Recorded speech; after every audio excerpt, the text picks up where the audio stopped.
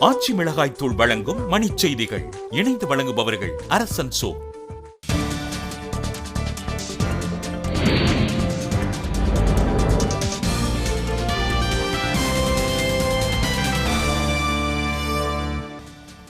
முல்லை பெரியாறு விவகாரத்தில் கேரள முதலமைச்சர் மீது வழக்கு தொடர வேண்டும் என தமிழக விவசாய சங்கங்கள் கோரிக்கை.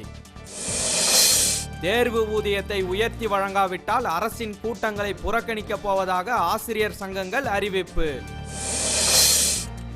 திருவண்ணாமலை அருகே விவசாயியை அடித்துக் கொண்ட குற்றவாளியை கைது செய்ய கோரி பொதுமக்கள் போராட்டம்.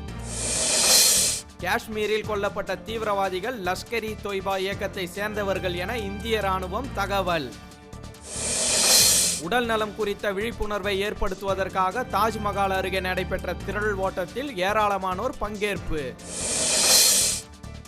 நாமக்கல் அருகே மோகனூர் வாங்கல் இடையே கட்டப்பட்ட மேம்பாலம் பொதுமக்கள் பயன்பாட்டுக்கு திறப்பு. சிறுமி வன்கொடுமை செய்யப்பட்ட விவகாரம் ராஷ்டிரிய ஜனதா தள சட்டமன்ற உறுப்பினர் ராஜ் பல்லா கட்சியிலிருந்து நீக்கம். F-16 ரக வானூர்தி விவகாரத்தில் இந்தியாவின் நடவடிக்கை அதிர்ச்சி அளிப்பதாக பாகிஸ்தான் வெளியுறவுத்துறை கருத்து. ஏமனில் சவுதி கூட்டுப்படைகள் நடத்திய வான்வழி தாக்குதலில் 100க்கும் மேற்பட்ட கட்டடங்கள் இடிந்து தரைமட்டம். 19 வயதுக்குட்பட்டோருக்கான மட்டைப்பந்து போட்டியில் கோப்பையை தட்டிச் சென்றது மேற்கிந்திய தீவுகள் அணி.